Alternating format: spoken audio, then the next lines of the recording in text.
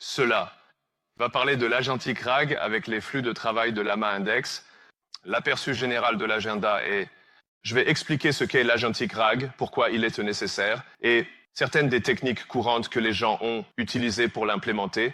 Je vais parler des flux de travail, de Llama Index, qui est un nouvel ajout à notre cadre de base, vous montrer Llama Cloud et ce qu'il peut faire, et faire une petite démonstration. Je ne peux pas vraiment voir le public, mais puis-je avoir un lever de main? Qui sait ce qu'est le RAG? Oh là là, d'accord. Je ne m'attendais pas à autant de personnes, honnêtement. Mais voyons voir. Oups. Donc j'ai quelques diapositives sur ce qu'est le RAG. Et en gros, pour ceux qui n'ont pas levé la main, c'est RAG signifie génération augmentée par récupération, utilisant des données personnalisées pour améliorer la sortie des LLM. Vous voyez ce diagramme montre le RAG. Étant, donner une requête utilisateur simple, poser une question simple à un assistant. Vectorisation et recherche similaire sur un grand corpus de données dans votre base de données vectorielle.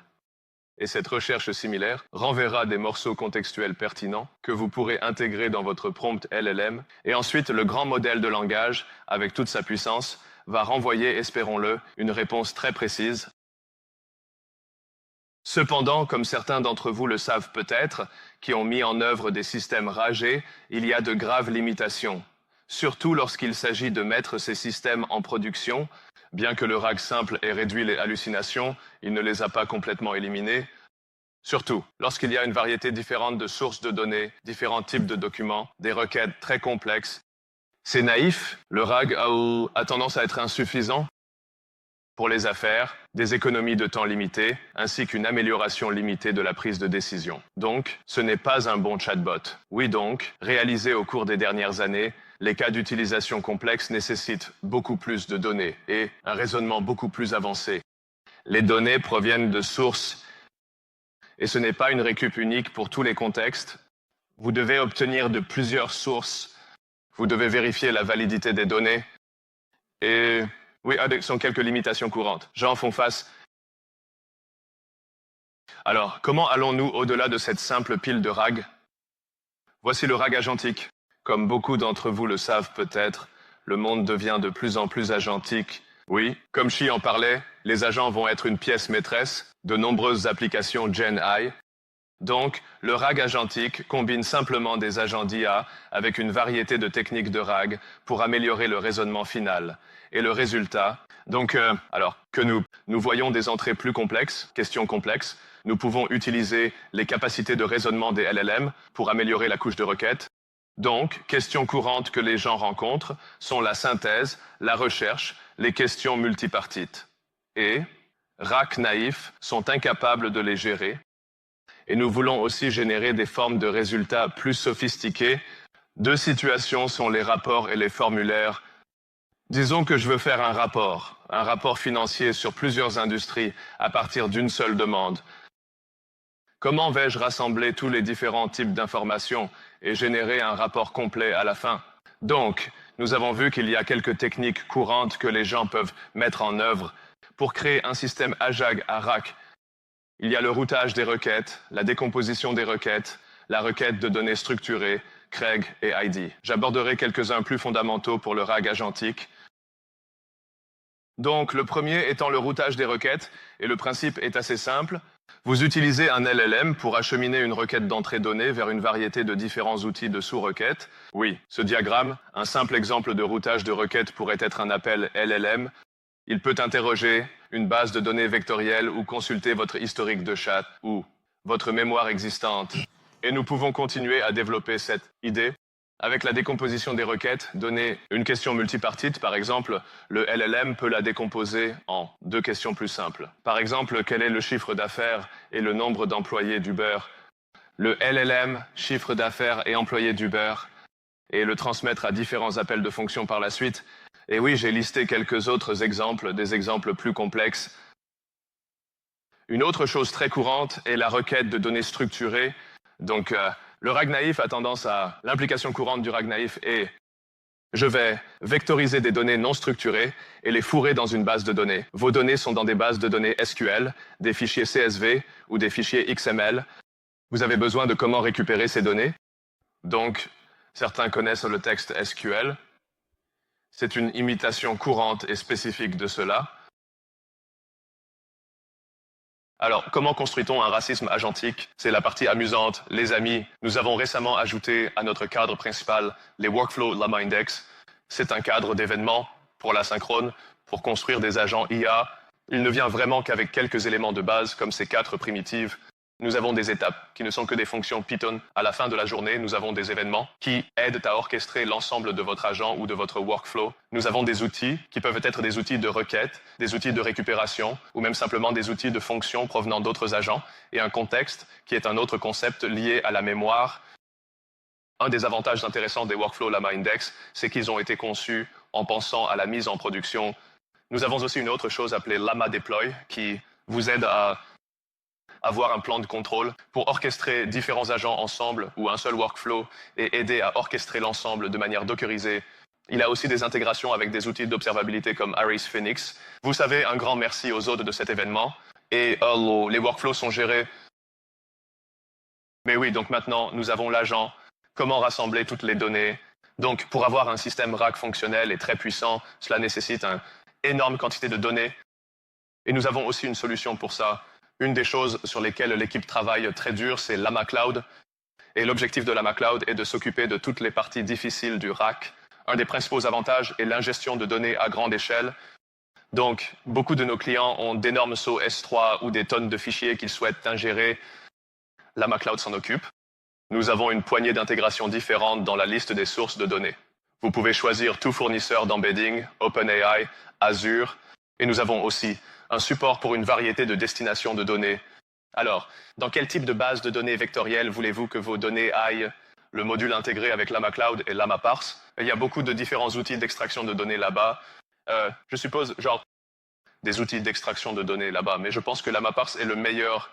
Il prend en charge une variété de types de fichiers. Il y en a plus de 100 et il excelle, en particulier dans les tableaux, les graphiques et les images. C'est un élément central de tout système RAG de pouvoir obtenir des données de vos documents avec précision.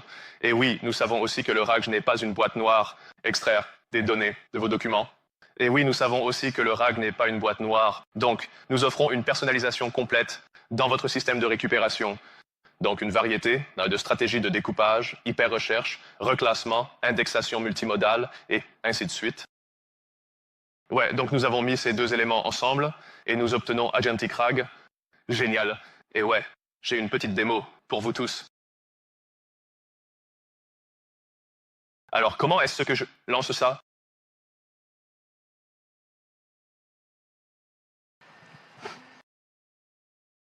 Ouais, celui-ci. Bon. Ouais, donc voici un aperçu de Llama Cloud. Il est actuellement seulement en version bêta. Désolé, si vous êtes sur la liste d'attente, nous allons bientôt passer en version générale. Et nous avons quelques concepts simples pour l'instant.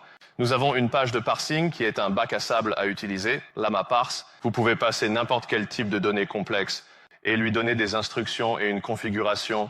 Il récupérera toutes les données pour vous. Mais la partie la plus puissante que je peux vous montrer ici est le flux de création d'index. Donc, vous pouvez sélectionner toute source de données. Il y a plus que des types de stockage de fichiers.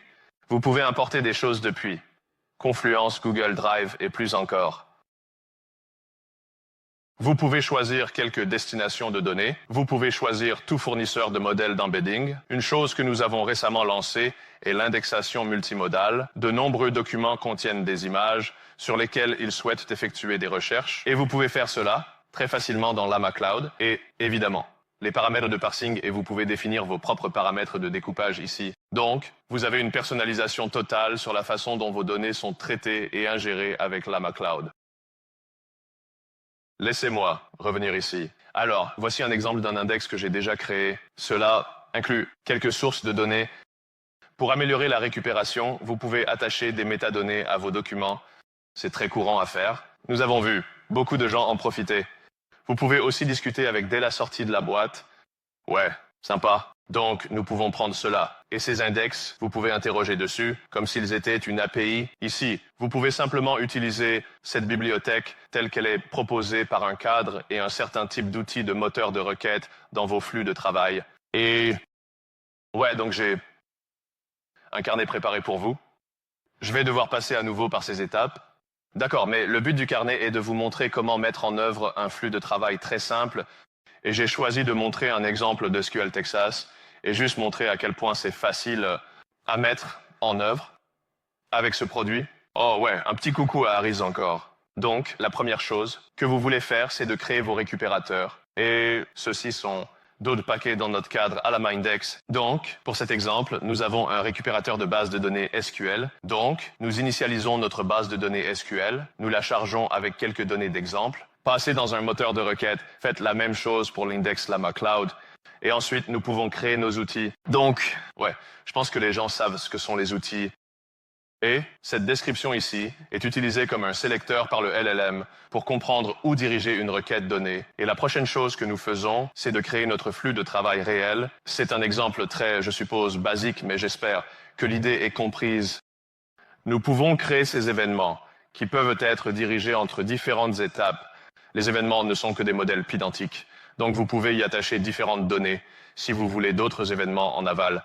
Pour utiliser des données des étapes précédentes, vous pouvez passer un LLM, vous pouvez passer l'historique de chat, etc. Et ouais, chaque fois qu'il y a une étape qui a un événement de début, cela indique, je suppose, le début du flux de travail. Et ensuite, les étapes en aval, traiter une requête de chaque donnée, et il peut comprendre exactement quel outil appeler. Je suppose que dans cette étape en particulier, donc en quelques lignes seulement, nous pouvons créer un flux de travail de routeur de requêtes entièrement fonctionnel. Et voici quelques exemples de requêtes. Donc, étant donné quelque chose de plus quantitatif, comme vous pouvez le voir ici dans les journaux, cela fera un certain travail et déterminer d'utiliser l'outil SQL. Je ne veux pas perdre de temps à gérer les dépendances, donc je ne vais pas exécuter ça, mais essentiellement, ce qui va se passer, c'est que si vous posez une question plus qualitative, il va comprendre qu'il doit utiliser les autres outils, comme l'outil d'index Llama Cloud. Mais nous pouvons prendre ces idées et les étendre pour des cas d'utilisation et des systèmes plus complexes. Par exemple, si je veux créer un système avec un humain dans la boucle, ajouter un événement pour créer une boucle dans laquelle quelqu'un, un humain, peut intervenir. Et nous pensons que ces primitives sont... la puissance de ces primitives se ressent vraiment dans des systèmes agentiques plus complexes.